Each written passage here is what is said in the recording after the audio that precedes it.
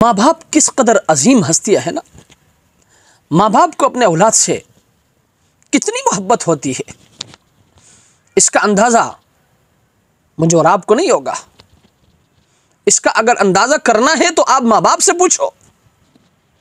इसलिए मेरे भाइयों, मेरे दोस्तों, खुसूसन मेरे नौजवान साथियों, माँ बाप की कदर करें।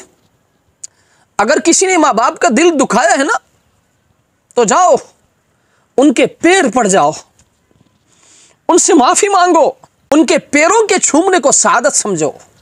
अल्लाह की कसम, ये बहुत बड़ी सादत है। एक नौजवान की शादी हुई, घरवाली उनकी बड़ी हसीन जमील थी, लेकिन कामचोर थी। उनके माँ बाप की खिदमत को अपने लिए बोझ समझती थी शौहर के। एक मरतबा उन्होंने अपने शौहर से कहा, मैं आपके साथ नहीं रह सकती, मैं आपके साथ जिंदगी नहीं गुजार सकती। अगर मेरे साथ जिंदगी गुजारना है तो मुझे अपने माँ बाप के घर छोड़ आओ और आप भी मेरे साथ वही रहो, तब मैं आपके साथ रहूंगी। जवानी का जोश था, घरवाली हसीन जमील थी, उसके बातों में आ गए, माँ बाप को छोड़ दिया। माँ बाप ने बड़ा समझाया कि बेटा, आपके सिवा हमारा कोई नहीं है, आप हमें छोड़कर मत जाओ। लेकिन नौजवानी थी, बीवी की बातों पर आ गए, माँ बाप को छोड़ दिया। अल्लाह का करना यह हुआ कि कुछ सालों के बाद उनको सऊदी अरब का वीज़ा लग गया, खूब पैसे आने लग गए, घरवाली के लिए आलीशान मकान बनाया। लेकिन उस दौरान उसने कभी भी माँ बाप का नहीं पूछा। 12 साल गुजर गए। एक मरतबा ये तवाफ कर रहा था, इस नौजवान की नज़र एक बुजुर्ग पर पड़ी। ये नौजवान उस बुजुर्ग के पास गए, उनसे कहा कि मेरा यहाँ 12 साल हो गए, मैंने 12 हज किए और सैकड़ों मैंने उम्र किए, लेकिन ऐसा लगता है कि मेरे दिल को ताला लगा हुआ है, इबादत करने का दिल नहीं करता, अल्लाह से मांगने का दिल नहीं करता।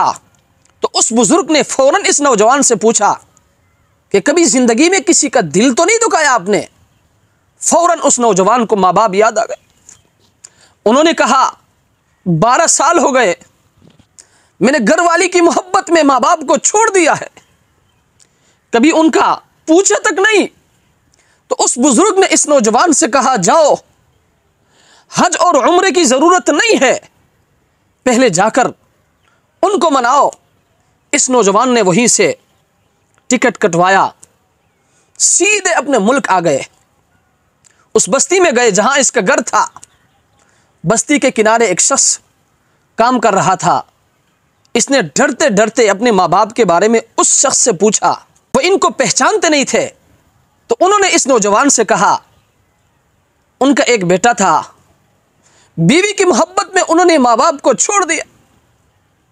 उन बेचारों ने बड़ी तंगी की जिंदगी गुजारी, बिलाखिर उसका बाप फोत हो, माँ उसकी जिंदा है, अकेली फला घर में रहती है।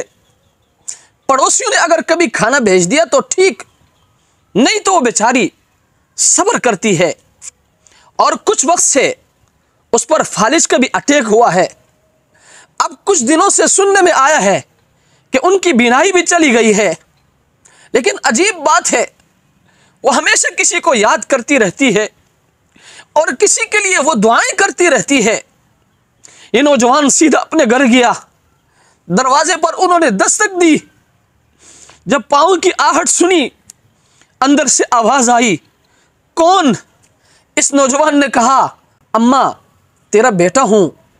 तो मां अंदर से कहने लगी, बेटा, आपने आने में देर कर दी, सारी जिंदगी हम आपके इंतजार में रहे, आपको ढूंढते रहे, आपके वालिद साहब दुनिया से चले गए, मुझ पर फालिज का अटैक हुआ है, अब मेरी बीनाई भी चली गई है।